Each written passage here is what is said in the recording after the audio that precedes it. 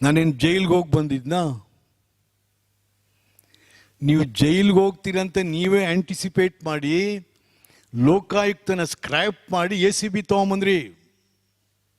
ಲೋಕಾಯುಕ್ತನೇ ಇದ್ರೆ ನೀವು ಜೈಲಲ್ಲಿರೋರು ಇಷ್ಟೊತ್ತಿಗೆ ಅರ್ಕಾವತಿ ಕೇಸಲ್ಲಿ.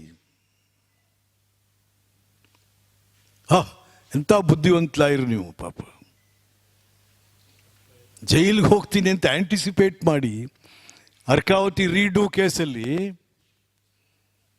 ನೀವು ಲೋಕಾಯುಕ್ತನೇ ಸ್ಕ್ರ್ಯಾಪ್ ಮಾಡಾಕ್ಬಿಟ್ರಿ. ಇಡೀ ಭಾರತದಲ್ಲೇ ಪ್ರಥಮವಾಗಿ ಲೋಕಾಯುಕ್ತವನ್ನು ತಂದಂಥ ರಾಮಕೃಷ್ಣ ಹೆಗಡೆಯವರು, ತಾವು ಇದ್ರಿ ಅವ್ರ ಜೊತೆಗೆ ಅವತ್ತು. ಆ ಲೋಕಾಯುಕ್ತನೇ ಸ್ಕ್ರ್ಯಾಪ್ ಮಾಡಿದ್ರು ಬಿಕಾಸ್ ಇನ್ ಆಂಟಿಸಿಪೇಷನ್ ನಾನು ಜೈಲಿಗೆ ಹೋಗ್ಬೋದು ಮುಂದೆ ಅಂತ ಹೇಳಿ. ಈಗ ಬೇರೆಯವ್ರಿಗೆ ಹೇಳ್ತೀರೋ ಅವ ಜೈಲಲ್ಲಿದ್ದ, ಇವ ಜೈಲಲ್ಲಿದ್ದ, ಇವ ಲೂಟಿ ಮಾಡ್ದ, ಅವ ಲೂಟಿ ಮಾಡಿದ. ನೀವೇನು ಮಾಡಿದ್ದು?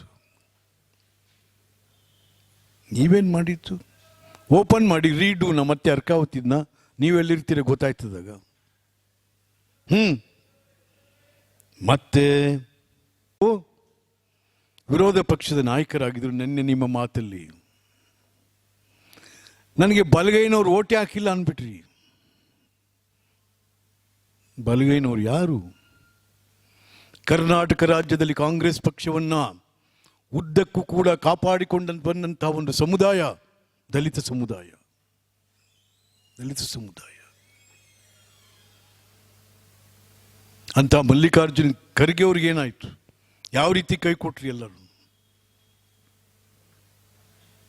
ಇವತ್ತು ನಿಮ್ಮ ಮಾತಿದೆಯಲ್ಲ, ನಿನ್ನೆ ನಿಮ್ಮ ಭಾಷಣ,